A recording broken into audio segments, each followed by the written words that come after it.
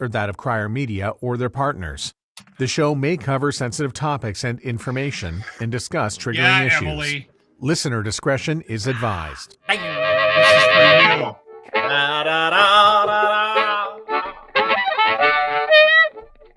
Fact check. Muse massage spa. Ooh. Hi, everybody. Welcome back. Nice to see you. Why does that intro cut off so fast? Why doesn't it keep going? Did you do that? I don't know. Was it you? No, I didn't. You have something to do with that? Did you wreck that? No, I don't think you did. Welcome to the show. My name is Dean. That is Lachlan Cross. Hey, buddy. Hey, buddy. I have an announcement that I want to make quickly before we get going, because I want to get into our conversation with Emily. We got lots to talk about. Emily from MUSE. This is like relationship. We're digging deep today. We're going to also talk about the solar eclipse today. A little bit of that. We're going to talk about when it's time, fellas, when it's time to just shave your head. I got some really solid advice for men out there today, and we're going to talk about fetishes. Yeah, you're good. Because it's Fetish Week at MUSE Massage Spa, and I read about some fetishes yesterday. I need some explanation. So if you're a fetish person, kink person, today's your day. And if you're an eclipse person and a bald person, today's your day. Today's your day. Oh, also. Yeah. And this is a tax announcement. I'm going to play this, and then I'm going to tell you the announcement afterwards, okay? All right. Correct. And that was really the impetus for this version of Kevin J. Johnson, correct? Precisely. You nailed it. I got it. Not bad. There you are. How do you like that? Yeah, how do you like it? Very popularized version of your life. And I am the kind of guy, Dean, I'm not going to get into fist fights. I'm not going to lose my cool and throw stuff across the room. I took my frustration and channeled it into something. At least I thought it was positive. Yeah. Did you not get arrested for a couple of altercations during COVID? 21 times. Just a couple. But they weren't altercations. Okay. Correct. All right. So, by the way, we found out yesterday, and if you get a chance, go listen to the Kevin J. Johnston podcast. It was not fucking bananas. It was one of my favorite interviews of all time, by the way, because he's crackers. Yeah. What are you saying? It is not what you think it is. No. You have an expectation right now. You're thinking about this guy because you kind of know him. He hung out with Chris Sky, and then you got Dean, and then you throw me into the mix, and then you put this guy Kevin on a podcast, and everyone goes, "I know what this is. I know exactly what this is." No, you don't. And you're all wrong. You need to go listen to that podcast. And next week, Kevin J. Johnston will be joining the Crier Media Network for a weekly podcast teaching you how to do your taxes. Well done. Nice announcement. Way to hit it off the top. Yeah, we interviewed Kevin J. Johnson. What are we paying Kevin? Nothing. We're not paying him anything. He's not coming out of the network. So Kevin has been arrested 22 times for everything from like racially assaulting people to not showing up for court dates. He's on the run. He's been one of the funniest stories during the pandemic. Like that story of him like escaping Canada, claiming political asylum in the States, hiding in a snowbank with frostbite, almost freezing to death in Butte, Montana. He's like, and then they're like, "Get the fuck out of here!" And they send him back to Canada. And he does jail time anyway. The funny part of that conversation was he got picked up by Border Patrol. And he got taken to the police station. Yeah. And he goes, "I don't know what they were doing, man. It took them forever. He couldn't figure out what to do with me." That's because no one ever tries to escape Canada. It's funny, right? You can get into a room with somebody, you go to a dinner party, and you can have a conversation with somebody, and you can figure something out about them and their belief structures, and it's completely polar opposite to you. And you can still get along, and you can still feel like that guy maybe lives on the same planet as you. That is not the case with Kevin. No, Kevin not has at a all. very different idea of the world around him, and I am pretty sure is living on a completely different planet, an alternative universe from the rest of mankind. But the interview was very entertaining. Yeah. So that's the thing, right? Everybody's out there doing these gotcha interviews with people from different cultures and trying to go, "Well, you said this, and what about that? I gotcha. Well, you did this back then. I gotcha." Like it's gotcha Don time. Lemon. So Elon stupid. Musk. Yeah. This is the dumbest interview ever. And we let Kevin get himself for like an hour yesterday, right? Like we just kept giving him rope. Here's some more. Here's some more. Nah, no, we didn't even do that. It wasn't.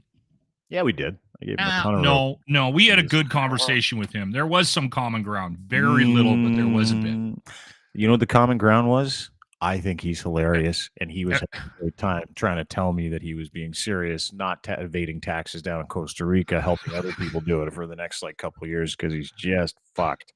So that's the common ground that we share. Tax Tips with Kevin. That's the name of the show. I just sent. Remember, we just yesterday. He's like, I'm gonna bring it, Emily from MUSE. Let's bring you in for this, baby, sister. Hey, love, how are you? Hey, MUSE massage spot. Good. Did you see the interview with Kevin J. Johnson yesterday? Did you see that? I watched a few minutes and I turned it off, to be honest. I couldn't. You got to go back. You got to go back. So you remember him, right? You remember him from the pandemic? I do. Yeah. Absolutely awful hate speech about Muhammad Faqih from Paramount. Yeah, there was told to retract it. He doubled down, and then he started punching people over soap in different aisles, bugging guys about he's fucking big. He was one of those guys, one of those agitators. Just look for a way. Yeah. So we talked to him yesterday, and he told us a story about how he tried to escape Canada. I almost pissed my pants laughing because he almost died. I remember talking about that on this podcast. Dean, it escaped him, his memory of it. But yeah, interesting duck. Again, I repeat, Emily did exactly what everybody is thinking about that podcast. Yeah. She turned it in, said, this is this. I know what this is, and turned it off. You have to watch it. It's okay. I want to take control here. And I know we got lots to talk about, but Dean and I have had a conversation, Emily, over the last, I'd say, couple of weeks about Dean becoming a middle-aged snack. Okay. We have t-shirts. Here, I'll show you the t-shirt. Why it says I can't help it. I'm just a middle-aged snack. Yeah, you had it up. It was good. It was nice. It's a black t-shirt. I think it comes in white. I would never wear a white t-shirt, though. Just in case someone starts spraying water around and wants to have a wet t-shirt contest with Dino. I'm not into it. Okay. All right. So go to the Dean store. You can buy that shirt for yourself or maybe somebody in your family. Make a great gift. Father's Day just around the corner. Now, I want to ask you this, Emily. Okay. It's not a yes or no question. What is it about Dean? And I'm not talking looks either. I want to dig a little bit deeper because I have a theory and I'm wondering if you have a similar theory to me.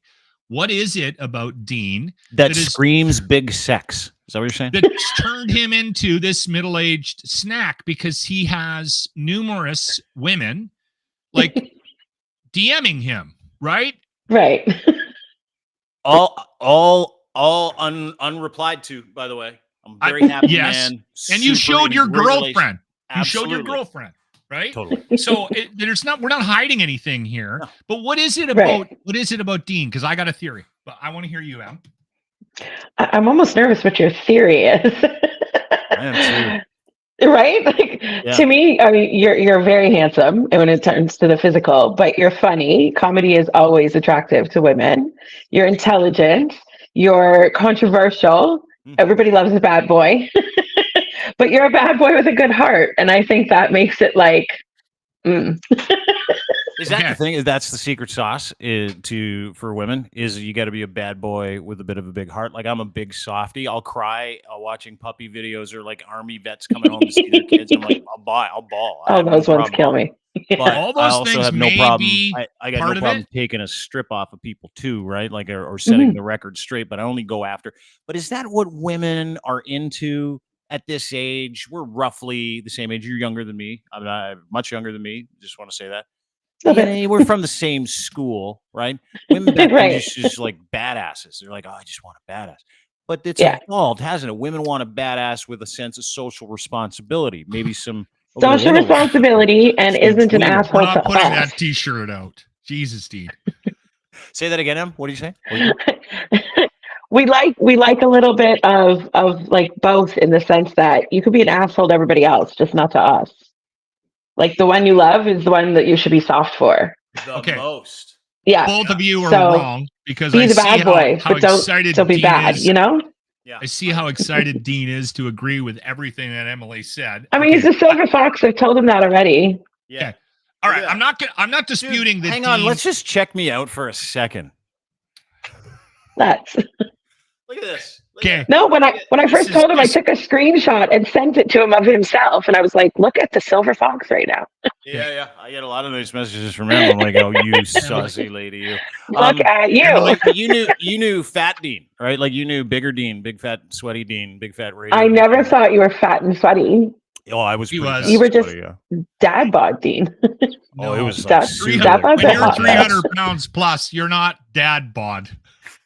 That ship sailed. Okay, hold Dad on. bod Dean. Listen, I would've found it cozy. I thought it was the weight loss. That's why you I thought guys I was really getting this. don't want me to talk I about don't. my theory You here. should have Emily, seen you're wrong. The look I got in Loblaws yesterday from I'm getting my theory a out. really cute 72-year-old lady, by the way. Listen, She was big dick energy comes across no matter what the circumstances are. Okay. It could be 72 in the grocery store. Exactly. Okay. That's it. Hang on. Dick energy. Hang on. What?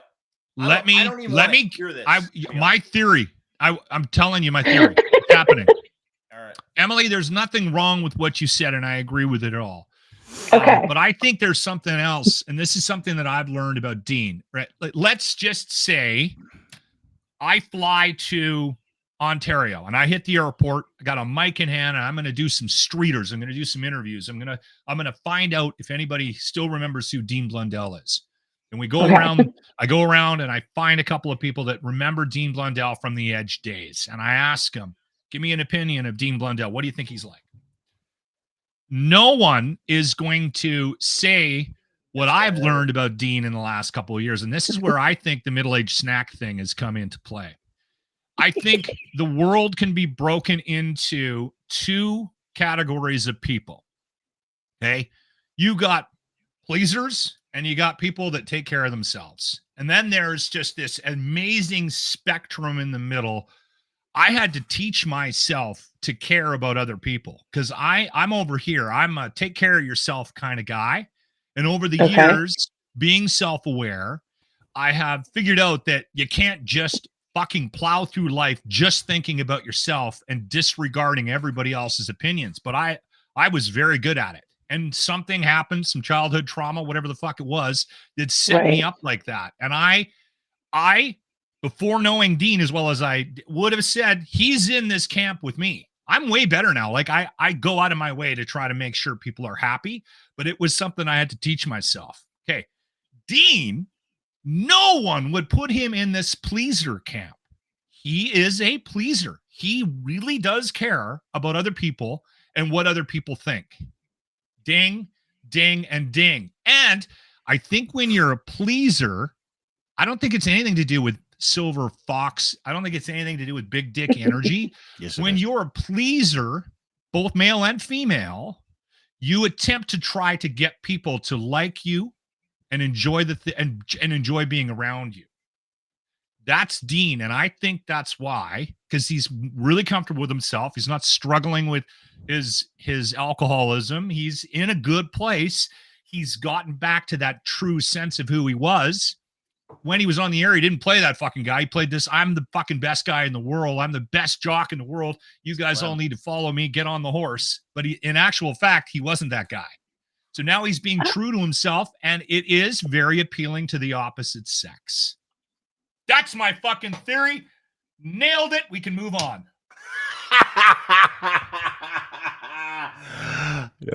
Em, what do you think? I 100% disagree. Really? 100%. Like it's almost like you were using some of the right buzzwords, but your timeline's backwards. People pleasers, that's not a sense of I know myself and maturity and self-acceptance and growth and all that. That's almost like a weakness. You're overcompensating, caring too much what people think. I don't think Dean gives a fuck what people think, to be honest. I think he's really good at letting right? But when he was on air back in the Edge days, you played harder than I think your heart is. But I think that was also part of the environment and the industry that you're in.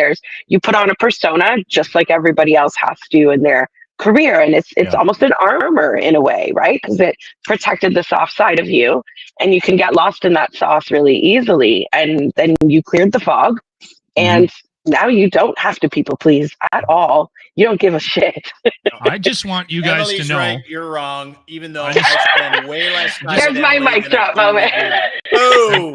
Emily, I just want you to know, both of you, we can continue on. I'm going to be okay. We've only been doing this for 50 minutes, and it's okay that you guys are wrong.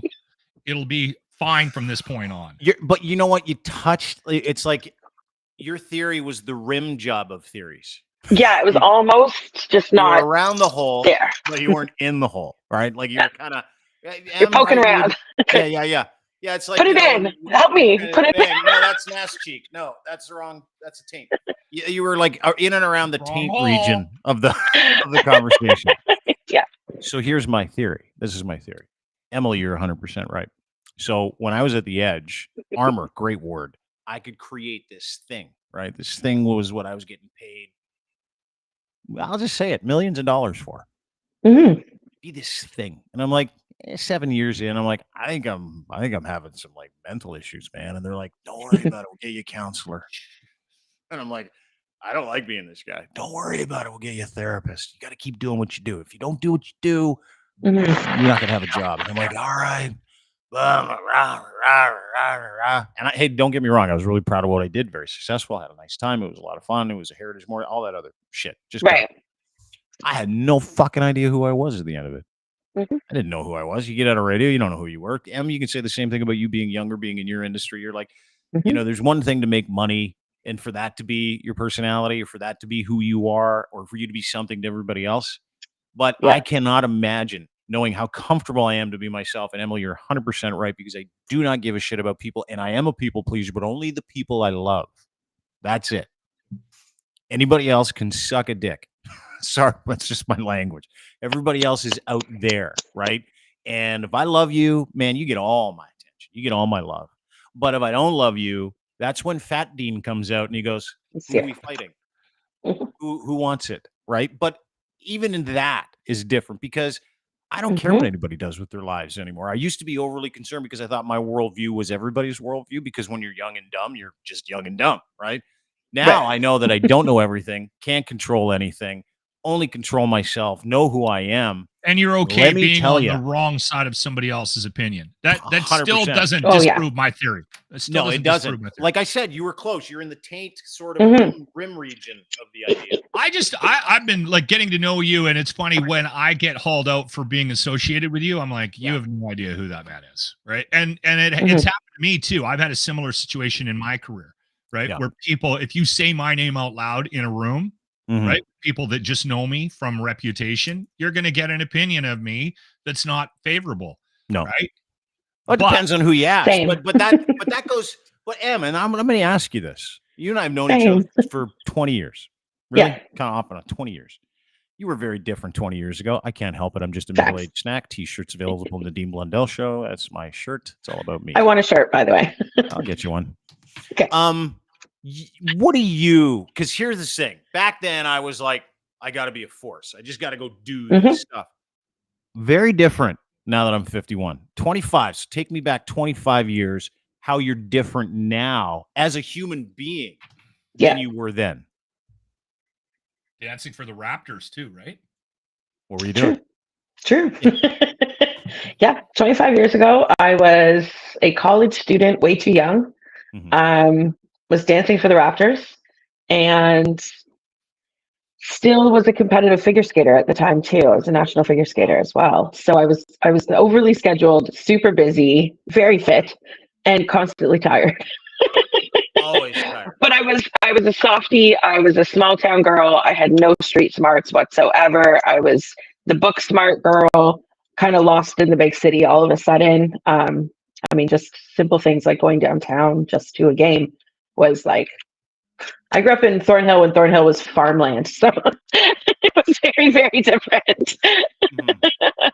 I was a softie. I was a pushover. I was overly concerned about what people think, did way too much for loved ones, cried at the drop of a hat. I was just very soft. Yeah. But that, you go through. Yeah, I know. She's such a sweetheart. And one of my favorite people in the world too. So bright. But you like everybody else, right? You don't know yourself at like 23 to even 35 or 40. And 40 everybody and on gets so I good. I don't know if you Doesn't know it? yourself at 50. Well, it's Gets always better. a work in progress. But my point is this: is that what I thought back then was that everybody had to be subject to me, right? Now Ooh, what I right. know, which is different, is I get to enjoy my life experience with other people, as Yes. opposed to I'm going to force myself into this situation. I'm going to be something to these people. I have this because you don't know yourself. You don't know who you are. Mhm. And I say this all the time. If I could go back and slap Fat Dean across the face at like 28, I miss it's it. like, hey, dude, here's what you need to know. Here's what you need to know. You need to know how to respond to people properly. You need to learn how to deal with whatever trauma you had in your life. And you need to Mhm. accept people for who they are. And you need to protect people who need protecting. And you need to give your privilege away to those who need it most. Had I gone back to myself in a time machine, Em, and said that to myself at 28, Mm. I'd probably still be here because I'm an idiot. However, I would have avoided so much. And I No, would have you avoided wouldn't have. so much I would have. If someone came to me Yeah. and said, If hey, I by went the back way, and told 28-year-old Locke a bunch of rules, he'd go, fuck you. he beat the shit out of you. We're not going back and listening. I have zero regrets. Yeah. What I went through shaped me. I Yeah. like who I am. no, That's not. fair. Hey, dude, Yeah. and that's the thing is that you get to the point where you look at the journey, right? Yeah. And Mhm. look back on all the things that you did, where I admit to being an alcoholic and drinking too much, being a bad parent, all the things that you regret when you're at this age where you look back and you're like, there's some shit back there I need to deal with. There's some wreckage I Right. got to deal with back there. And when you're young, you don't realize maybe you don't have time for it, but it's those things where, to your point, Locke, and I'm glad you said it, that everybody looks back at now and you say, man, getting fired, I'm so grateful for it. The experience I had Right. struggling in those early days of you starting your business, Em. I mean, are you at that point yet where you're like, you can look back and go, as much as I hated that time in my life and how I didn't know Mhm. myself, you know yourself now, and that's what that struggle in your life gave you? I wouldn't change a minute of it. I've never believed in regret. I think it's a piss waste of time. It's just never been part of my belief system, and I don't subscribe to the theory. So I think there's something to be said for, I wish it didn't take me so long to learn certain lessons. Yeah. Could have shaved, 3 years off a few experiences there. but beyond that, like, no, I'm exactly who I am and where I'm supposed to be because of all those things. It's strange when you get older and you get to like kind of reflect on that stuff. But it's ironic. I feel like humans don't pass that genetically on. Like, we don't learn our lessons to a way that we evolve like permanently. It becomes these sayings we have, like, youth is wasted on the young, or if I knew then what I know now. Like just generation after generation after generation after, we just keep saying that shit. Why don't we just teach it? Like, I have this theory that a turtle is born and knows where to go to the ocean, right? It doesn't need someone to tell it. And if there's a danger on the way, it genetically figures it out and knows to bypass, whatever threat is around, so that it has the best chance of living its little ocean life. And it doesn't sit there with the mother going, oh, if they only knew what I know. It doesn't happen that way. Humans are almost resistant to physical evolution. Listen, baby turtles, you're going to hate your life. Just stay in the sand. It sucks. That's the human perspective, right? It is. Well, instead of just keep swimming. I have a little bit of a different theory. I think that we actually negotiate our way through Is this life. going to be another rim job theory? You going to touch the taint with this bad boy? Listen, I don't know what you guys are talking about, rim job. I fully penetrated my theory earlier, and I'm going to fully penetrate this theory as well. Okay, hit us. Okay. Now, listen, I think we go through life, and listen, I'm not suggesting you stop teaching your kids or passing on your privilege or whatever it is you think you need to do to give back. I don't think we share enough gratitude in this world, and I don't think we do enough to give back. And that's kind of my journey that I'm on right now. Now, I think you have to try to guide people, especially your kids or whatnot. But they also, and I said this countless times, and it also, saved us a lot of time because I didn't really want to do the heavy lifting on the parenting side. But the kids are going to fucking learn on their own. You just got to give them the best sort of guide, like this way, right? And you know what? Like I never said to my daughters, you can't drink tonight, you can't do this. You know, the only real hard rules we had, because in Alberta, there's too many people that think they're fucking chemists. So you're at a party and some guy hands you a pill that he made in his garage in Red Deer, right? Because he fucking took 1 year of chemistry. Garage oxy, DIY garage oxy. That happens a lot. Stay away from any fucking chemicals. Go drink. Go make your mistakes. Right? Do all that. You're gonna. I think we need to learn these things on our own. This is the point. Stupid. That's what we got to plow through life. And Emily, you could give me all the advice in the world. I'm probably gonna make the same mistake, right?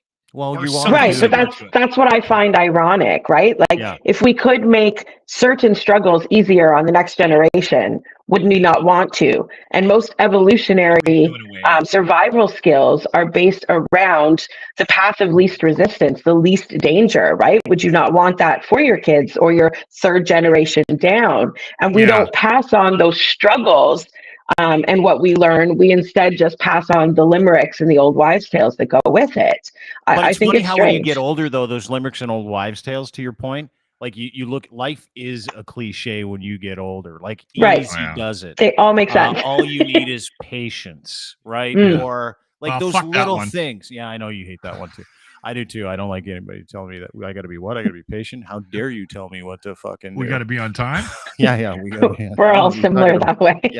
Yeah. Well, that's why we're self-employed. We can't work for other people. Be here at 9. How about go fuck yourself? How about you're fired? But you know, how about agree to a time and then not show up at that time because you didn't think it was actually gonna, but you didn't want to say anything because you didn't want to. All right, enough. I know. That to me all the time. Well, I know because I know I can. So just relax. The trauma dump from this morning. Yeah, that's what it was.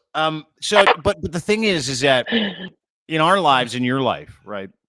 In my life, we're taught. I knew we'd get to my real trauma. Thank you guys. I feel way better. This has been very helpful. You guys should charge for this. Well, we should. We're thinking about it. But we make mistakes as people, right? As individuals, the only way that I have ever learned from anything is during dealing with the consequences of a mistake that I've made. The hardest times, Yeah. And so when I go through, and I've been through a lot of therapy, I help guys with this stuff. Guys who get to that point in their lives where you've gotten to and I've gotten to at some point where you go, all right, my best effort brought me to this shithole. What do I do now? Right. I'm unhappy. I'm miserable. I'm this guy. I'm angry at people. I'm shutting people out. My name's Lachlan. I mean, I didn't mean that last part. But then you say to yourself, hang on. And then you say to yourself, what am I doing? What do I do if I'm unhappy? Right. And then you go get help, which is what you should do, which is what everybody should do. You should go talk to a professional. You shouldn't go, you know what? I'm just going to have a couple cocktails. Probably not a great idea. Do what you got to do. Working for me. Or I'm going to go talk to my buddy Bert, who's a plumber, about what I'm going through mentally. No, Bert's not qualified. He's a pipe fitter and a plumber. You don't talk to him. You go get help. Right. But the biggest thing that I've realized, and this is the difference, it's the perception of my life. It's not my life itself, right? It's how I look at dealing with these things. And because now I know that in infinite struggle, in failure, some people call it failure, that failure is meant to test you. Fail to test. It's science. That's how they came up with electricity, light bulbs, medicine, all the really important shit. It is a standard work process that you are not exempt from in your own life. And what we do is we fatalize failure to the point where we're like, fuck it. I don't even want to bother. I'm just going to hide under the covers. That is not good. And that is what happens until you change your perspective of what failure in your life really means and how important that failure is to you becoming the fucking rock star that you want to be. To my point. Thank you very much. Thank you. Now, I'm here all week. I want to make a comment. And listen, this. Then we can get on to Fetish Week. Yeah, I don't want this to make it sound like I don't think it. If you decide, that you need therapy, go gangbusters. Like I'm not anti-therapy from that perspective. I have the same feeling about religion or politics. If you want to vote one way, I'm not going to pick my friends based on how they vote. I think if you are in a religion and it's your choice, you shouldn't be coming to my door to tell me what kind of religion. Based on their religion too, actually. So I'm like, see, I don't. I could be in a room. I Just don't care the politics one for me. Yeah. Politics one's a little harder to digest lately. Yeah, okay, now. I have to for me. It affects my life drastically. Yes, that's fair. Again, perspective. We've been talking about this for the last month. Perspective. It's interesting to hear where they come from and how they get to the decisions they make on a daily basis. No, for me, I am not going to therapy. Now, here's why. I learned a long fucking time ago that I probably have some kind of like you could probably sit down and diagnose me with something. You're just going to undo everything Emily and I just said for 30 minutes. Listen, this needs to be said out loud because there's a lot of people driving around listening to this right now, and they're in their truck and they need the opposite opinion of this. Listen, Jerry, if you're fucking okay with your life and who you are and you're happy and you're not a miserable sack of shit, giver. You fucking giver. Yes, exactly. That's a great word. I'm going to steal that. Totally. Giver. Don't worry. You just said if you're happy. Yeah. I wasn't happy. So I had to change my perspective and change my life. You're different than everybody. You're different. You needed to get to that next step. You needed someone to pull you over the line. Even though you knew where the fucking line was and you knew what the person was going to say the line was, you still needed to be grabbed by the dick and pulled along. There's a lot of people that pull their own dicks and they're fine. They get to that next level. That's true. If I may. Yes, please. Go ahead. All this dick pulling, we need someone without one. Thank you. I need a drink. You do. You really do. A drink and a joint. Yeah. Breathe. Some yoga. Let's do it. No, I don't think it's about the therapy, but I think there are some people that get in resistance of growth because they do think they're happy. They do think they're fine. They think, well, if it's not broken, don't fix it. But I think there is, like Dean said, there's no exemption to the lessons that your soul is meant to learn in this lifetime. There's no way to get out of that. And you could choose to be a hamster, staying on a wheel, just running the same course, wondering, why does this keep happening to me? Or you can go through the hard shit to learn the lessons. And I'm convinced that once you learn a certain amount of lessons here, you don't need to be here anymore. So off you go to whatever you may believe is next. And so you can make your life really long by staying on that hamster wheel and like denying what life keeps showing you in different circumstances over and over. Why does this keep? Because. But Emily, no one's going to get to that point where they need to take that next step, whatever it means, unless they make that decision themselves. And that was what 100%. I was trying to do by helping Jerry out. Jerry, if he's ever going to get to a point where he stops drinking 6 beer in his garage every night and ignoring his family and his kids and tells them, is your middle name Jerry? No, it's Jay. All right. Jerry, you're okay until you figure it out. You're Jerry. I'm Jerry. I am way past Jerry. Jerry and I could go over a beer or 6. Garage. Yeah, I know. Emily, thank you. This is what I'm saying. Not only is she really good at talking about like existential issues and evolutionary psychology, it's Fetish Week at MUSE, by the way. I just want to point that out. Can we go through some of this, please? You and I talk a little bit about fetishes and kinks. MUSE Massage Spa, one of our tremendous partners. 1290 Finch Avenue West, Canada's #1 body rub parlor. And sexologist, you got a podcast called MUSE on the Mic. I encourage everybody to go and download the uncensored Patreon version as well as YouTube. Explain Fetish Week, because it's actually Fetish Month, but you split it up into weeks. I love that you do this. What's that? Put that back up. Morning Glory. Yeah. If you're there from 9 to 11, you save $10. I love it. Hey, in promo. Okay, Fetish Week of MUSE. Take us through it. What do you got going? What do you got cooking? I write all those, by the way, so that's my morning glory joke right there. Oh, is it you? Emily, I couldn't resist it. It was too cute. Fashion Fetish is one of our most popular monthly promos that we do. We do it at least once a year, sometimes twice. And it's a different theme week each week, basically. And it goes off people's fantasies and fetishes, and it goes across the board. This week we're doing leather and lace this week. We've got office week. We've got a sports week. We've done schoolgirl week. We've done nurses and maids and 911 vibes. We've done jeans week. We do girl next door, college co-eds, cheerleaders, you name it. We'll just come up with it. And the girls have so much fun. Can we talk about the 911 fetish too? Yeah, we did that after the pandemic. It was awesome. We wanted to thank all the first responders because everyone got to dress up like firemen or police officers or nurses, and the Halloween costumes come out. It's just a slut fest. It's great. That's amazing. So you paid tribute. You paid tribute during the pandemic to first responders by doing. All first responders got a discount too when they came in. It was amazing. Does the first responders take you up on it? Do you have some people come in uni and go, "Hey, listen, just don't tell anybody I was here from the department"? We have corporate accounts with unions. I don't fuck around, team. If anyone has a large company that would like to arrange it, hit me up in my DMs on Twitter. A corporate account. So you have corporate accounts for certain unions that represent certain school boards, unions, some fire stations, you name it. Can I ask you a question? Do you have any Catholic school board corporate accounts there?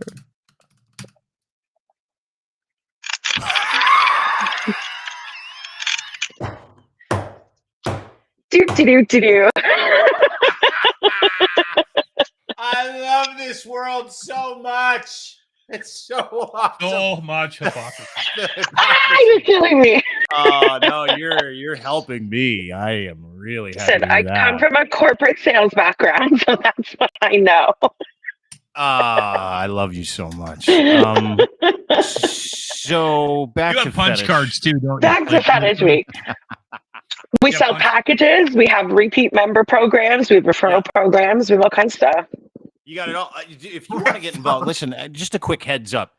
This is one of the smartest business women I know. Her and Riley run an extremely successful organization and operation. So if you are looking to become a Muse, you want to get into the business, you want to be an affiliate, hit Emily up, go to the contact portion of their brand new webpage, musemassage.com, and check it out. Can I just ask you a couple more questions and not about the corporate accounts? I'll ask you about that off the air where you'll tell me names and stuff. No, you won't, because you never do. You never do. Okay, so you've got Leather and Lace Week. That's the first week of April. Okay, so I get that. I think the next one is Neon Week. I could do the lace. Is it Neon Week? That's the next one? What do we got? I think it's neon, like 80s vibes, anything that glows, black light. The girls are going to set up their rooms with all kinds of lights and stuff. It's going to be really cute. Okay. Sports Week. So sports is going to be players, coaches, referees, or cheerleaders. Yeah, okay. But they get a different promo each week, too. So do women get dressed up in these things during that week then? Yeah. That's the deal. Okay, ladies. Yeah, the girls are all in theme. All right. Yeah. All right. All theme girls. So the first week of April is Fetish Week. If you're into leather stuff, that's great. Morning Glory. You can get in there. Just don't put a Habs jersey on any of them. Nobody will get a boner. Yeah. No. Yeah. Every single girl there has to wear a Leaf uniform or no one will get arrested. That's too much. One of my staff had a client get up and leave a session when she admitted she was a Leaf fan. Oh, that's awesome. The DJ's record screeched. He got up and he put on his pants. And I'm not going to be able to do this. He was done. I have known men like that. Guy, hang on. There's a reason that gentleman was at the spa that day. It's because he was an Ottawa fan. It was predictable. He was like, deal breaker. I'm out. Dude, can you imagine? Keep the money. I'm leaving. That much of a fucking hockey loser. Like I know a lot. It was hilarious. Hilarious. Could you imagine spending a couple $100 to have a therapeutic massage with a beautiful woman, and you get there and you're like, "You a hockey fan?" And she goes, "Yeah, I'm a big Habs fan." And he goes, "Fuck this!" Wow. And he puts his I might be able to leave after that too. Yeah, it was hilarious. That is unbelievable. Yeah. Well, I guess so. My advice to the girls is be sporty, but don't be sport specific or team specific because you don't want to piss people off. Yeah. That money. A lot of politics laced in like football. Yeah, let's not do it. You a hockey fan? Are you? Sports donkeys, I tell you. Yeah, the It's worst rubbing unbelievable. tuggers ever. It's really fun. The clients love it. It's fun when they like walk in, meet the girls, and see all the outfits. They're like, "Oh, you guys really did it!" We're like, "Yeah, they go all out." Yeah. Well, it's like dress up and Cute. then some, right? You're like, Right. okay, listen, if It's you got an fun. office fetish, it's like the week after Yeah. the neon The fetish. sexy secretary. Yeah, you walk in, she's got her little skirt on, the glasses and stuff Secretary like that. I could get into. I'd do that. I'd do secretary week. I Yep. don't know if I'd do sports donkey week. I would do leather and lace week. Don't know if I would do. I couldn't do But- sports donkey week. There's no way. I was looking at some other fetishes that you Okay. haven't What'd you covered. find? I found some interesting ones. What did you find? Tell me. Abrasionphilia, it's called. It's a subcategory of BDSM that gets people feeling aroused by getting scratched. Makes sense. Want to do that one? What week is that? I mean, that would necessarily wouldn't be a theme week. It would more be like so and so now offers. We're not going to do a whole week on that one. But I can tell you where it stems from. What's that? It's amazing the things you find in childhood that could be hurtful, but you find pleasurable, like spanking, for example, right? Some kids don't necessarily cry when they skin their knees or get carpet burn, or their mom scratches their back before bed and it always feels nice. Like, depending on what kind of abrasion you're talking about, it all stems from childhood. That's bizarre. Easy. That's Easy. weird. No, That's very most Freudian. fetishes are developed in the first 5 years of your life. All right. Is you sure that's not Freud? that He was makes on heroin a lot. Yeah. Couple other ones that you should maybe consider. Okay. Anesthemophilia. It's an arousal to a person of extreme stature, a giant or a dwarf. So if you can get like a 7-footer. Okay. I know a little person. This one's interesting. Climacophilia. It's an arousal to watching people fall down the stairs. That's hilarious. It's That a is real one. hilarious. That's I a didn't real know. one. Some people sat around watching America's Funniest Home Videos way too much as a child, for sure. A friend of mine's They mom found used Steve-O to. attractive. They went down a whole jackass route. Ridiculousness is recorded on their PDR. Look at it. Look at the picture that comes with the explanation. Climacophilia. Arousal to falling down the stairs. Guys like laid Rubbing out on it the out. stairs. There's people up there watching, just jerking it. Just bonered. I had a boss who used to, every time someone died, like if you go to him and go, "Hey, I got to get some time off. My grandmother died," he'd burst out laughing, and you'd be like, "I swear to Like a God, child. he couldn't stop gosh. laughing if you." So he was like, anytime anybody That's asked, a disorder, dude. That's one of those disorders that people have where it's like where they hear something sad and they get so sad that the opposite reaction comes out. So Right. like, I know people like my son is actually a little bit like that. My eldest, anytime he hears like really bad news or something terrible happens, he starts laughing. Yeah. You can go up to him and go, "Hey, dude, I'm getting my right leg amputated." He'd be like, "I feel terrible for you." I mean, kids like- go through a phase like that where they get in trouble too, right? Where they awkward That's laugh and always giggle stick. through it. yeah. I cry Okay, when I'm really, really happy. So it goes Oh, both do you ways. really? Oh, Yeah. Well, I can't wait Show for me you a to cry on this Christmas podcast. commercial. A Christmas commercial will get me every time. My buddy's mother, they caught No. her one time. We were in high school and we were in the mall and someone fell down the stairs and she was standing there laughing at them and we had to go get her. I I'm laugh like, at people "Did you know?" I that fall said to too. my It's buddy, terrible. I said to my buddy Andrew, I'm like, "Did you know about this?" And he goes, no, I had no idea. This is all new. She admitted to it later in the car on the way home that anytime she ever seen anybody fall or take a spill, it would make her laugh. Uncontrollable. Wow. Yeah, so that's just considered a disorder. These are like sexual kinks, like copperophilia, arousal to feces. Sounds terrible. Cuckolding, we dealt with that yesterday. Yeah. That's a female partner sleeping with another man to humiliate her male partner while he is aware of the Very relationship. popular. Is it? Yeah, it's very popular. People there? I had no It's idea very, until very a couple popular. of years ago. I had no idea that was a thing because Mm. and then I was very confused about who initiated it. Like, Yeah, can you explain to guy me the didn't rules of cuckolding real the quick? videos I watch. Yeah, I know. I mean, the rules could vary, right? Everyone has their own boundaries and what have you. But the premise, the most simplistic form of it is husband's in the corner. He's not allowed to participate.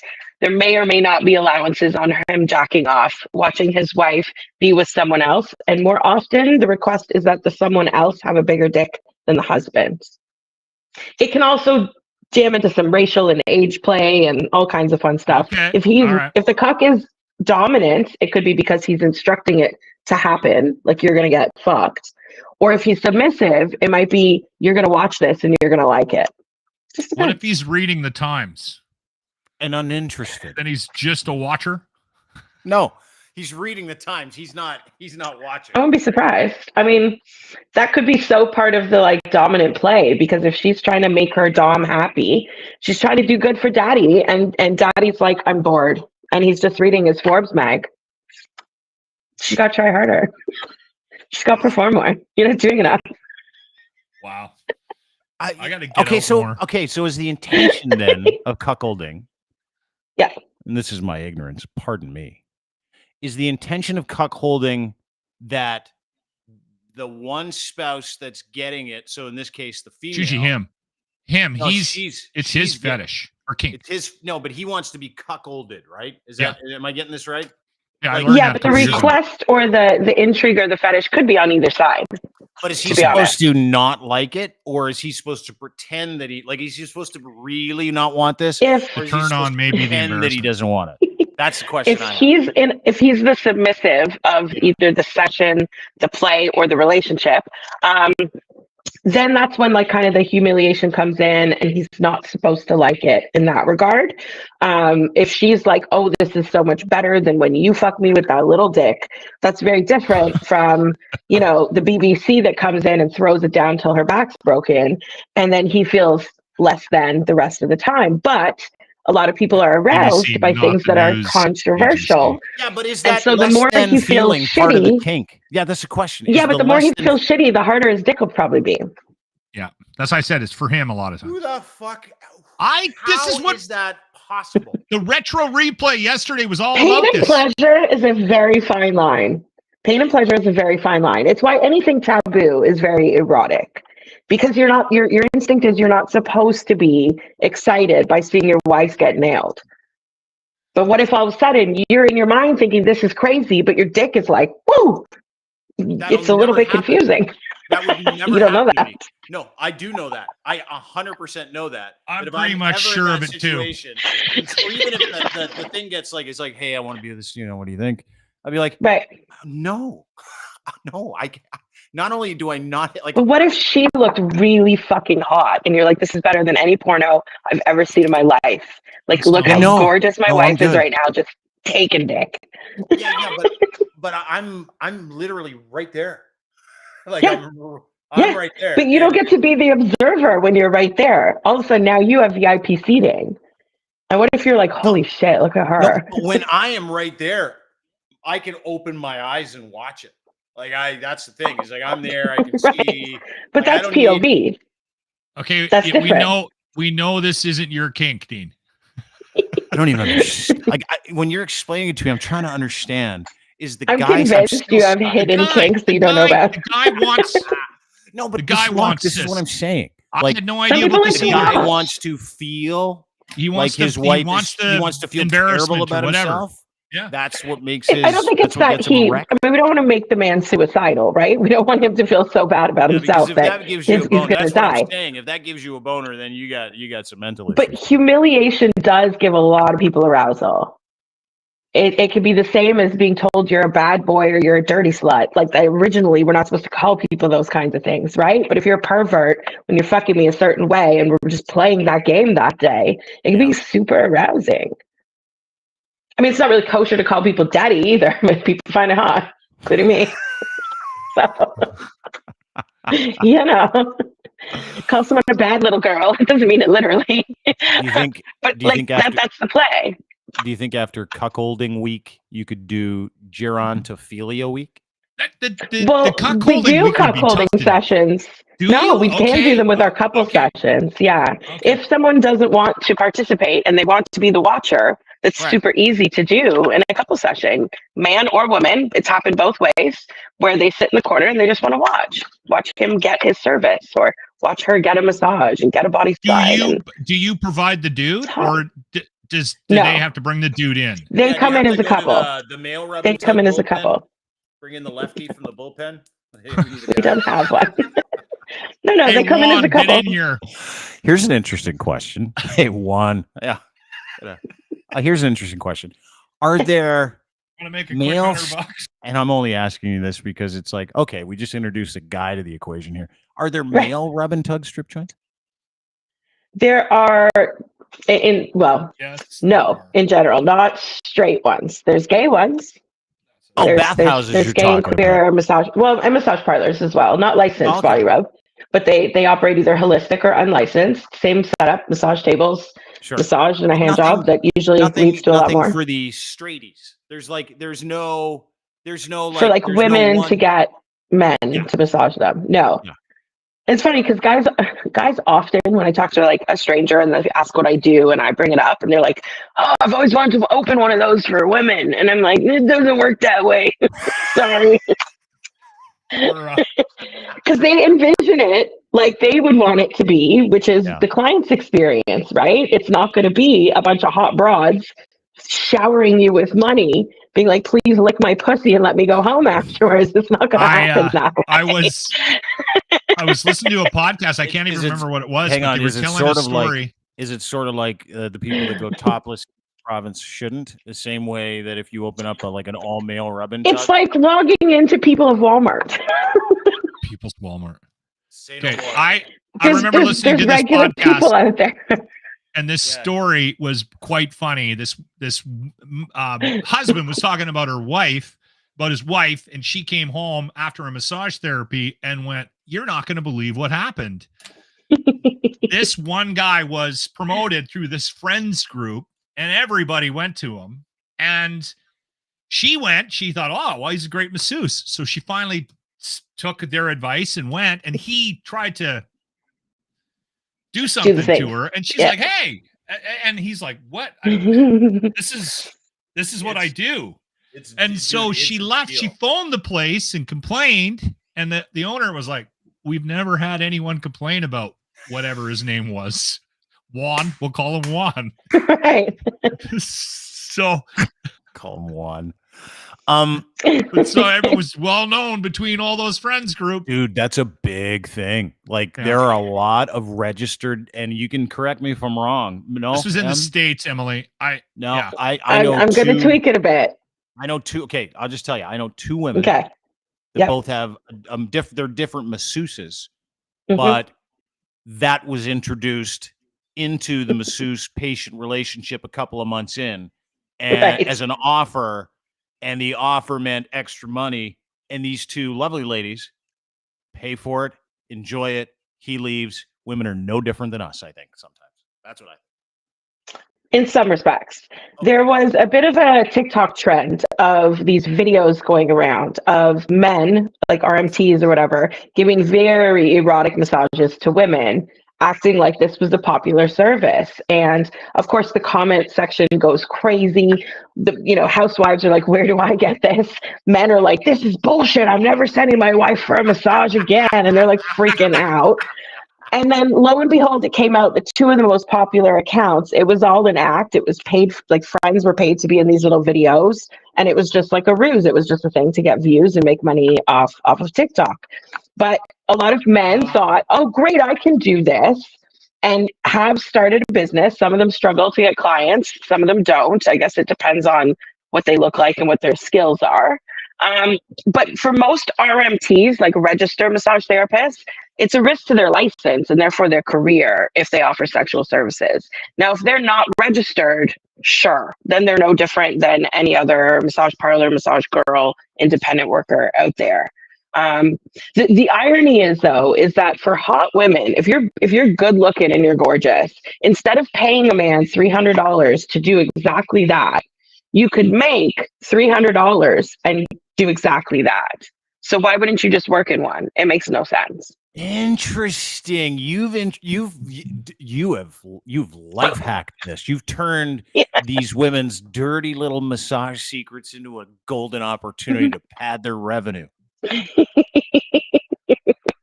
I'm the asshole that goes in the comment section, and I'm like, meanwhile, my staff get paid $360 for this service. And my DMs blow up. $360? I mean, for like an hour? It depends on the service. Are you sure you don't need a guy? 51, Arctic Blonde, $360 an hour. Middle-aged Silver Fox. That's comes what you with can his own call. merch. You could call the service. No, but I'm serious. Like middle-aged snack. Emma, rub downs. I've done Dean, and I just got this stupid T-shirt. You do one of these?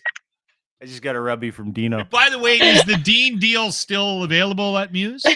Yes, absolutely. Absolutely. All right. All you have to do is get into her DMs. That's all you got to do. Her DM us on any platform. Yeah. Tell us you heard us on the Dean Blundell show, and it's $50 off any 45-minute session. And discreet. They'll meet you where you need to be met. They'll bring you in whatever door you want to be brought into. It's therapeutic, dude. It's therapeutic. This is what people don't understand. Like, we have fun. Emily likes to turn it into a thing with, like, race car bed week. A good show. Like, we learned some stuff. I have one more treat for you guys, because I came with 2 Eclipse sex facts for you. Yeah, because hang on, before we go, the Eclipse is tonight. No, so it's Monday, right? Monday night, yeah. I don't know if you guys have read about it. We're apparently not going to be able to see it in this area of the world. Oh, boo. I thought we were going to get a good shot. Well, I did too. You were too. I thought Niagara Falls was going to be like... Oh, fuck. They declared a state of emergency in Niagara Falls a week ago. Did you hear about this? I heard that. Yeah, because of this. Because they were worried too many people were going to show up. State of fucking emergency in Niagara Falls. They're like, there's going to be too many people here. What are we going to do? Yeah. Because everything's booked. It was just such a woke ass thing to do. Just kidding. But to your point, I'm just going to read this to you. This is unbelievable. I don't know. I'm not interested in this at all. That they're worried the weather forecast for the solar eclipse in Ontario is gonna suck. Bitter rains and the threat of snow this week. Obviously, we got some yesterday. We're getting our first total eclipse, and Kingston, Brockville, kind of that corridor from Southern Ontario all the way up, are like on this perfect path, and apparently most of it is going to be covered by. And the only time you're going to see this in 400 years. Look at that dork with those glasses on. He's so I saw a funny meme. It's better than the orange dork who just stared right at it last time. Yeah. Oh yeah, Trumpy. I saw a funny meme, and it was talking about the eclipse, and it was saying every year that this comes out, you're told that it's never going to happen again for 400 years, and then a fucking year later, we're talking about the next eclipse that we're never going to see for 400 years. Not only every time. Not only they told us that this is never going to happen for 400 years, and I've seen 3 of them, so apparently it has. They're also warning you to keep your pet safe during the eclipse. Yeah, because they shouldn't look at it either, right? I think that's the point. What happens to your eyes? Does it burn your retinas or something? I think your dick falls off. Something like that. Okay. All right. With guys, your dick falls off. With girls, I couldn't tell you. I just heard that with guys, your wiener falls off. And it was funny because I said to my significant other, I'm like, what are the chances we connect during the eclipse? Canoodle, yeah. What are the chances we could canoodle during the eclipse? And we're like one of those people that can say, what were you doing during the eclipse? We were canoodling. And I got this one. No. No coitus for you. No eclipse coitus. Yeah. Well, there seems to be mixed opinions. Okay. Because I Googled this last night because you told me about it. And I was well, wait a second. In Hindu folklore, they say don't do it because there's so much additional energy, solar energy, and all the things that happen with an eclipse, the magnets and all the stuff, that you're almost too open at that point. There's too much energy going on in the world. The last thing you should be doing is energy exchange with somebody else. However, astrologists and psychics disagree with that theory and think if you're coming through a new phase, which is usually what a lunar eclipse is about, that you should be in the throes of passion when that happens, so you carry that energy through the retrograde that we're in right now. And I was like, I would like to see that fought over Jello. I'm gonna need to go. I gotta smoke some weed. That's always my solution. A hemp shirt. Interesting. So, so losers that don't know anything about my this, own herbs. The spirituals, if you will, are like, Mm-hmm. it's bad for your energy if you have sex because you put too much into the world. By the way, that makes makes no physical sense. Don't you want all the energy? Yes, you do. So you get all the energy, so you should do it. Penetrative intercourse is an energy exchange. Yes, it is. So there's lots not of the way I do it. Wow. Not the way I do it. There's very little energy exchange.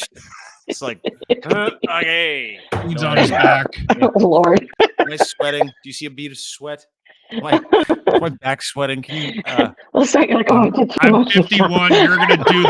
You're gonna need to do the majority of the work here. Yeah.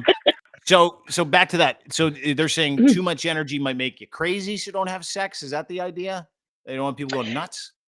The premise being that there's already too much shifts in, like, you know how all the people that go to like Stonehenge for a solstice and all those things, all about solar energy and lunar stuff, and then the magnets and all these weird. It's so I'm not big into that kind of stuff, but whatever.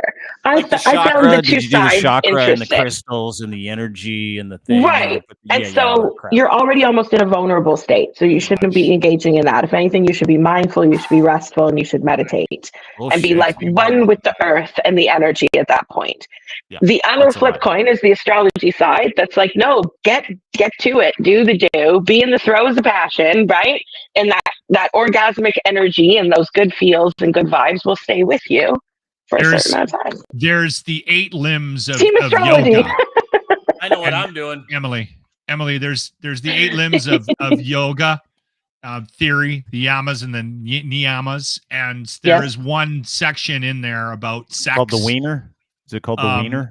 Well, it starts with an E. I can't pronounce it. It's it's just it has an E in it. It's wiener, I believe. No. It starts with an E, and there is like constant disagreement on what it means, because it's one of the 8 limbs where you're not supposed to do it, right? There's like the 4 you're supposed to do and the 4 you're not supposed to do. It's got to be wiener, right? And it's under abstinence, but like the community can't even agree on whether or not it means get it on, right? So this conversation is very similar to that conversation, and it's interesting that you sort of in your Google search ended up on the Hindu side of the equation. Yeah, I was curious, like, what's the mojo behind this? Is there like a taboo? Is there a stigma? Is there some like, conspiracy theory? I was like, well, what do people think about, orgasm at the peak of there's got to be something cosmic happening there. So I dug in a little bit. That would be really good planning if you can do that. Yeah. Listen, right at the moment of the eclipse. Listen, if you're skilled enough, you could do that. Well, I'm going to give it the old college try. Hey, I can talk you through it. Here, guys, this is what you're going to do. And then you're going to. And then you're going to grab it. You're going to lift up the thing. And then pull twice, stare at the moon. That's when you grab the battery cables, because it is Fetish Week. It is. Emily, Muse on the mic. Name of your podcast. What's on your podcast this week? What do you and Riley have for us this week? By the way, oh goodness. Shit, my memory. Wednesday on the Patreon, we dropped an episode about masturbation, which is hilarious. We do our first ever toy review, and we tell our personal stories about the first time we ever masturbated. It gets really spicy. It's weird. It's really weird. Uncensored Patreon. Yeah, I don't. Yeah, I know. You gotta subscribe. I don't know if I remember. Subscribe, and you got to pay for it. It's greasy and saucy, and it is very, very funny, and it is very honest and open, and you educate. You've also got a YouTube version that you take some of the grease out of, which is we do a little snippet for everybody that we call small potatoes that we'll put on our YouTube channel. So you get a little preview, a few little small potatoes, and then you have to go get the whole baked potato from Patreon. with sour That's cream and bacon bits. Love Chives. it. Loaded. Yeah. Loaded. Make sure you download the podcast. Make sure you subscribe anywhere you get MUSE on the mic. Podcast. MUSE Massage Parlor. Dean. The Dean deal. Just ask them for the Dean deal, or Riley for the Dean deal. Get in their DMs. Go to the contact section of their brand new beautiful webpage. Check out the muses. Check out the schedule. Check out the weeks. But more importantly, download and subscribe. Make sure you take advantage. These girls are awesome human beings on top of being educators and advocates. Great Emily, you're communicators, very awesome. entertaining. Always Love great it. to have you, my love. Great Always to a pleasure, gentlemen. Thank you. Good to see you, Em. We'll see you next. MUSE Massage Spa, 1290 Finch Avenue West. I learn a lot from her. I enjoy her. She's awesome. She's fun. I do like her. Yeah. You know what it is? No judgment. We can live in a judgment-free world. Wouldn't that be nice? She's also on the pleaser side of the equation in my theory. She definitely wants people to be happy. It runs a business that pleases people. Men specifically, actually. Yeah. So, and that's not a bad thing, right? Could you imagine me as a teacher? Teaching high school kids? No, it just doesn't work. Dude, you'd be arrested for murder before spring break. I don't know if I'd make it to Labor Day. If I worked, I'm not even kidding you. I've said this before, and I'm not encouraging violence on the youth of today, but there is no chance in hell that I would be able to sit in a classroom with a bunch of 12, 13-year-old kids and not choke the life out of one of them within, I'd say, 2-3 days. So it's really strong. Whenever I hear anybody talking about teachers needing more money or wanting more money, I'm like, give them all the money. Give them if you're mad at teachers, I don't know what's wrong with you. I don't know. Show us on the doll where the teacher touched you, because it's seriously the worst thing that I see all the time. Teachers and nurses, they're mad at teachers and nurses. I'll tell you what, that doll, enough money. No, they're right. But that doll that you speak of would get a hard workout at a Catholic school. Anyway, before we get to that, I want to quickly bring something to everybody's attention. Saw this video before we get to the locker room retro replay of the day. Yeah. Which is a good one, brought to you by our friends at Art and Roofing Systems. Listen, sometimes I like to give a PSA here for the fellas, right? You know, we started talking today in the podcast about personal responsibility, self-awareness, the perception of life when you go through hard things. We've been doing that a little bit lately. Yeah, absolutely. We got to help people. I'm going to help them again with a little aesthetic. Okay. This is important. Now, I know I have a full, luscious head of Arctic blonde hair. I get it. Thin. No, it's not good. You're going from a 4-head to a 6-head at least. Yeah, no, it's going back into just the Fox years. And dude, I'm okay with it. I'm okay with. I'm not trying to hide. You should start putting advertising on that. I don't comb. Yeah, okay. Take your hat off for a second. We'll see who has I got the an bigger 8-head billboard. You got I got an 8-head. It's not even close. But I'm letting this do what it does. I'm not trying to fool anybody with it. I'm not getting created with gel and a comb. You're very lucky. Yeah, very fortunate, beautiful hair, middle-aged snack. Everything's great. This gentleman's 30. I'm going to play a video. 30. Okay. And this goes out to every man. George Springer, center fielder, right fielder for the Toronto Blue Jays included. Hits leadoff, by the way. They need to fucking pick it up. Bad start to the season. Same thing happened last year, didn't it? Yeah. If you have this type of thinning, ridiculous hair, stop trying to fool everybody. Don't do the comb over. Don't do the paint. Everyone still knows. Case in point, let's watch this together. Do the paint. Part 2. He was tired of everyone telling him to go bald, so he told me to save him. He paid me $150 for this haircut. I was nervous for his reaction at the end. Can you see what he's saving here?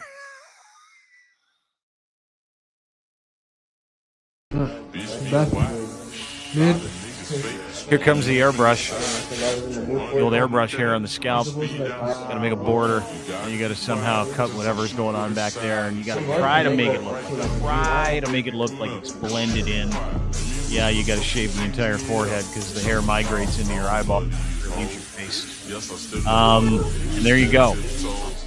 And as I watched this gentleman try to, like, he gave someone $150 for this, and then he puts on a little hair dust Thickener.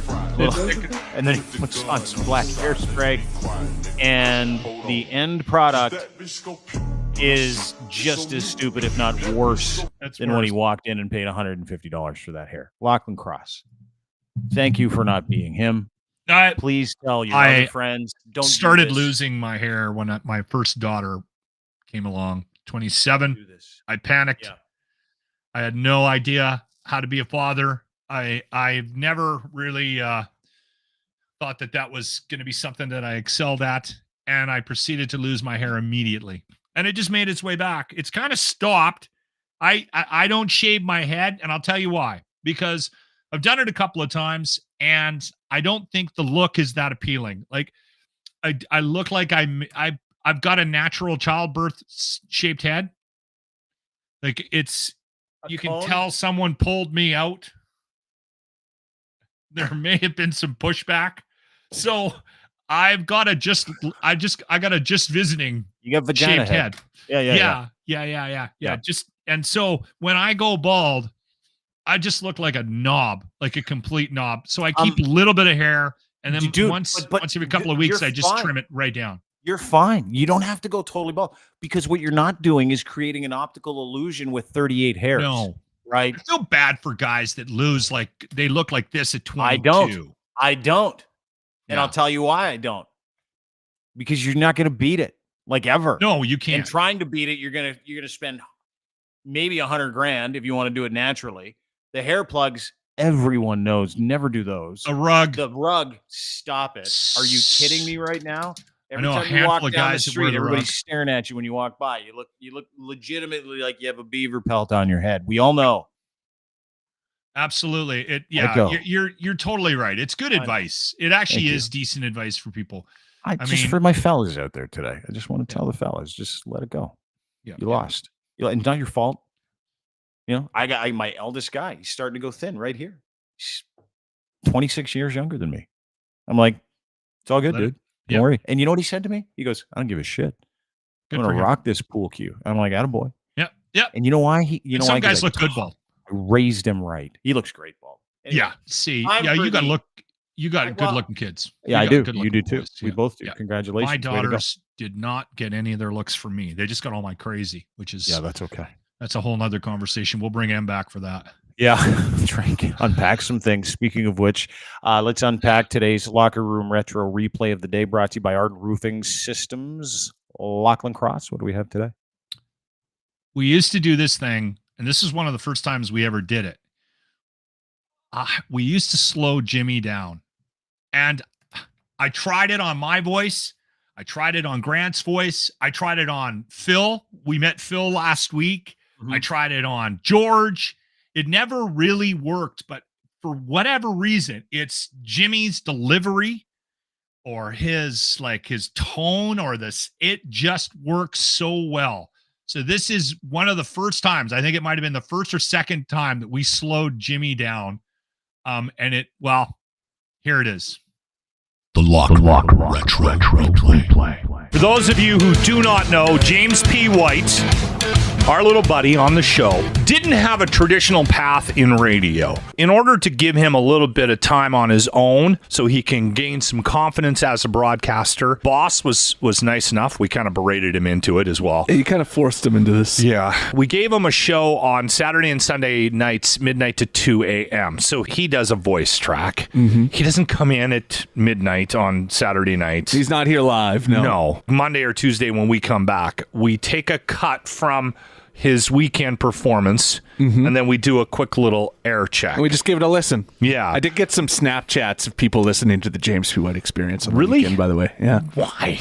What is wrong with you people? It's a great show. People get drunk and then make terrible choices, right? That's a good point. No good decisions are made after midnight. So this is a clip from your Saturday show? Yes. Okay, and you're talking about your love of chess. This is Not Ready for Primetime with James P. White. Today is National Chess Day. When I was a kid, I used to play checkers with my dad, and then he taught me how to play chess. You really sound drunk. I really love playing the game. You should play it at I normal wouldn't speed call instead of slowing it myself down. We didn't touch this. a chess master, but I do enjoy the game.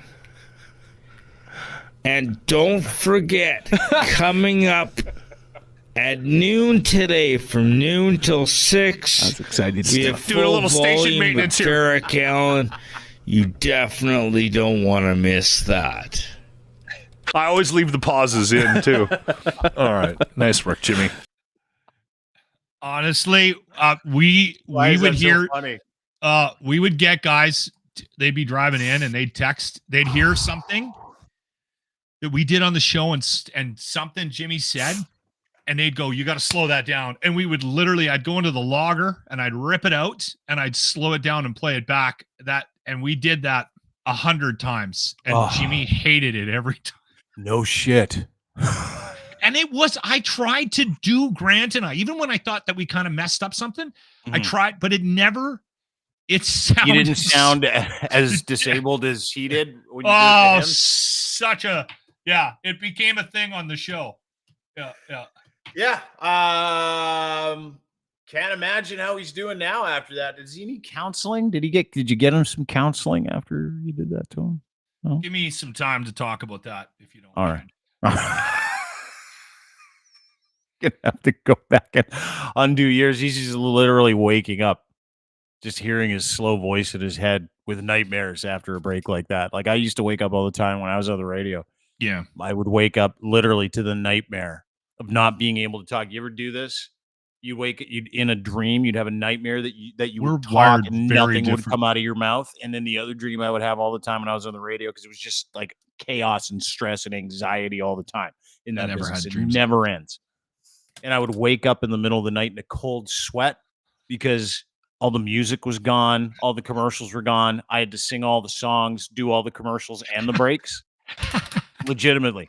I mean, like, I remember one of my nightmares just doing Smells Like Teen Spirit. With the lights out, it's less dangerous. And then I'm like, that was Nirvana. But I was singing in my dream. And then I would like, here's some commercials. But I would like then do the commercials in my dream too. I've been dreaming about lately? I never had any dreams like that. I don't think I stressed out about the job like you did. I wasn't in high test. Anyway, I've been having a dream lately that I'm eating my own clothes. What is that? It's serious. Like I'm like out and I'm just sitting there eating my shirt, like chewing on it, digesting it, like it's a meal. Have you ever had a dream where you're eating your clothing?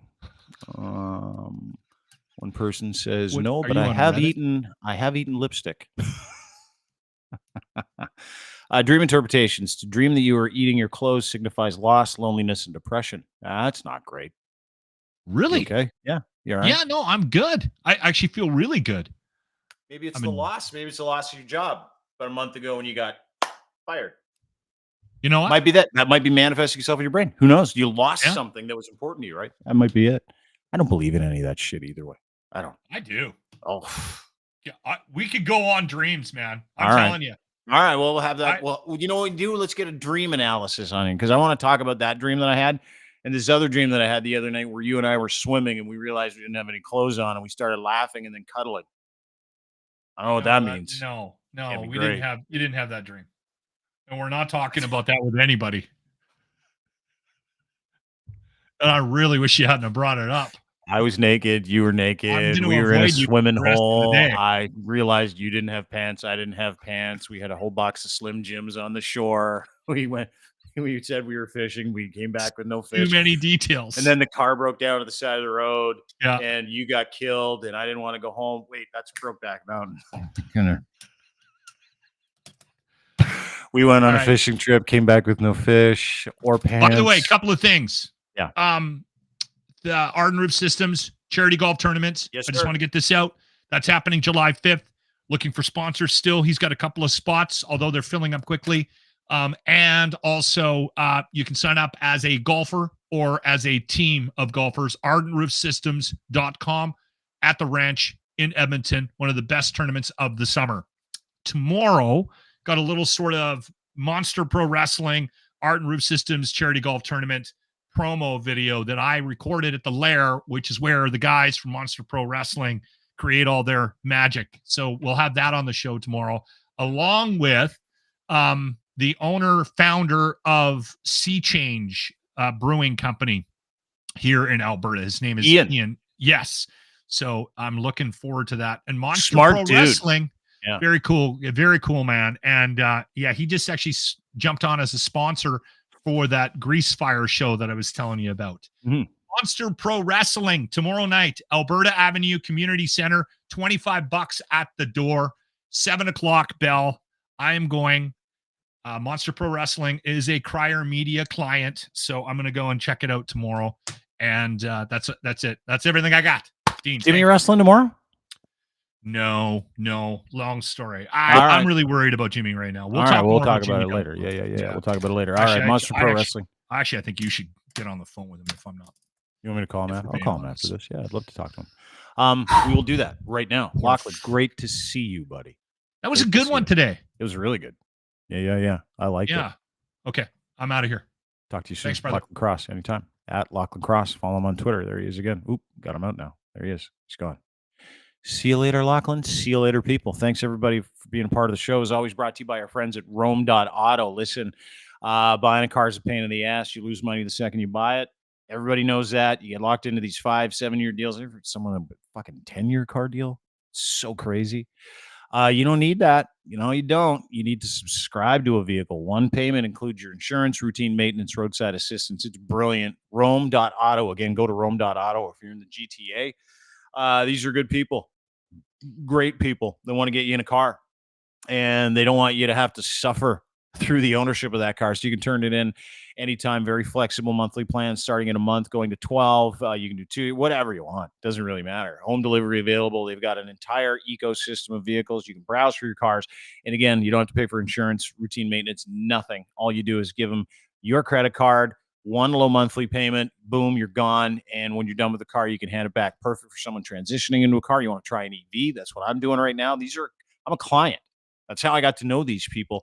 And now we're telling everybody about this new service, car subscription for the 21st century. And you can get $150 off right now with promo code Rome with Dean, just when you sign up. $150, sign up, Rome with Dean. That's your promo code. Drive on your own terms, a car subscription from Rome. Don't buy, subscribe, insurance, routine maintenance, roadside, everything included. The only thing you pay for is fuel, and you walk away when you're done. Go to Rome.auto for more details. Rome with Dean is your promo code. Go do it. You're a genius if you do. Speaking of geniuses, we've gotten a chance to know some that make software that the world needs desperately. Factcheck.io. A group of scientists, data scientists, computer scientists, journalists, they got together and decided they were probably going to have to fix something for everybody else. And, it's almost as simple as this, is that they have the ability to tell you about anything that you consume online in detail and to verify whether or not what you're reading, looking at, consuming, whether it's a video, picture, text, no matter what it is, story from any news outlet, as to the veracity and the verification of the truth in that claim or any claim that they make, and where it comes from and who did it. Pointing fingers is the best when it comes to this kind of stuff. It is the ultimate tie-breaking disinformation killer. Factcheck.io. They need beta testers right now. You can go and sign up for the beta program. You can try and test it. They need you to help them kind of fill it out. And it's eating right now. The machine is called Eddie. Eddie is eating. Eddie is learning. And this will launch in the next couple of months. And if I'm to believe what I saw and what I've experienced with their beta program, this will change the way that people actually look at information, consume information. It'll put agency back into your hands. So go and sign up for the beta test. Go and follow them on Twitter at factcheck.io. Factcheck.io is the website, FAKTCHEK.io. FAKTCHEK.io. Do you believe? Also brought to you by our friends at Can-Torque, makers of rugged, hardworking torque wrenches the world over. Leading industrial tool experts offer you the very best in sales and service, calibration, maintenance, and custom fabrication of industrial torque tools. Every solution for any tool rental, calibration, service, repairs, or any fabrication or distribution opportunities. They have everything under one roof, all their products on their website. Website's brand new. Go to cantorque.com today and check out their information. Also, his new podcast called Talking Torque, part of the Tagliani Pinty's NASCAR racing team. Colin and his group make rugged, hardworking torque wrenches for heavy industry around the world, nuclear, railroad, heavy machinery, forestry, and they have unparalleled expertise and design experts that offer those solutions to anybody around the world. I believe he just got back from China. He makes torque wrenches nobody else does, that do a job nobody else can figure out, and he proudly manufactures here in Canada, puts a little maple leaf on all of his stuff too. He's awesome. He's a good man, great company, Canadian made, Canadian owned, Canadian operated, Canadian manufactured. Go to cantorque.com today for more information. And as well, not that we need to tell you, brought to you by MUSE Massage Spa. Right now, if you get a hold of Emily O'Reilly, go to their DMs, head to the contact portion of their webpage, MUSE Massage Spa. She'll give you the Dean deal. Ask her about it. And it's Fetish Week all week this week and the entire month. So check them out at MUSE Massage Spa. Also, on top of that, download their podcast. Muse on the Mic is the name of the podcast. You can get it on Patreon. You can get it on YouTube. And you can also download it anywhere you get your fine podcasts. The Patreon one's cool, though. Totally uncensored. And you can follow them on social media, Muse Massage Spa. And as if we're not done there, you can go and visit them, 1290 Finch Avenue West. Have a great day, everybody. Appreciate you being here. Don't forget, everything you do is on YouTube. Go to crier.co for more details. YouTube has Crier Media and the Dean Blundell Show. Check those out. Rate, subscribe there. Same thing with the Apple, iTunes, Google, Spotify audio versions of this podcast. We always appreciate your help and appreciate you spending time with us. We will see you tomorrow. And we got a big day tomorrow, too. Lockton said. Yeah, we do. Got a couple of guests. We got a big announcement tomorrow. So rate, subscribe. Make sure you join us. Subscribe anywhere you get our podcast, Dean Blundell Show, Crier Media.